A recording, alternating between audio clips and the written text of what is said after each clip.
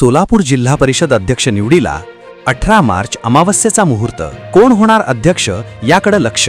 दक्षिण किंवा सांगोलेकडे अध्यक्षपद जाण्याची दाट शक्यता. 4 वर्षाच्या प्रतीक्षेनंतर राज्यातील स्थानिक स्वराज्य संस्थेच्या निवडणुका झाल्या. महानगरपालिका नगरपालिका निवडणुका होऊन त्या ठिकाणी महापौर नगराध्यक्ष हे निवडले गेले.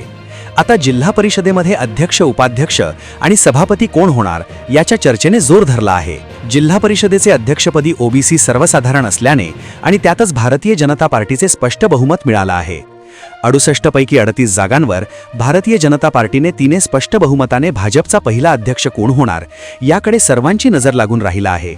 दरम्यान ग्रामीण विकास खात्याने केलेल्या सूचनानुसार जिल्हा प्रशासनाच्या वतीने सोलापूर जिल्हा परिषद अध्यक्ष निवडीची बैठक 28 मार्च रोजी आयोजित करण्यात आली.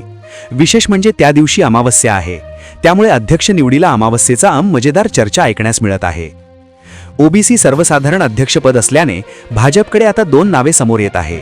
त्यामध्ये वळसंग जिल्हा परिषद गटातून निवडून आलेले रामप्पा चिवडशेट्टी आणि सांगोला चोपडी जिल्हा परिषद गटातून निवडून आलेले चेतनसिंग केदार यांचे नावे प्रामुख्याने समोर येत आहे.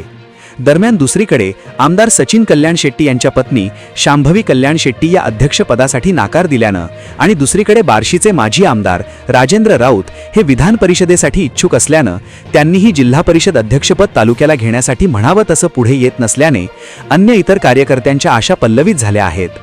दरम्यान पालकमंत्री जयकुमार गोरे आणि आमदार सचिन कल्याण शेट्टी यांनी जो उमेदवार ठरवतील तोच उमेदवार अध्यक्ष म्हणून खुर्चीवर बसणार एवढे मात्र निश्चित.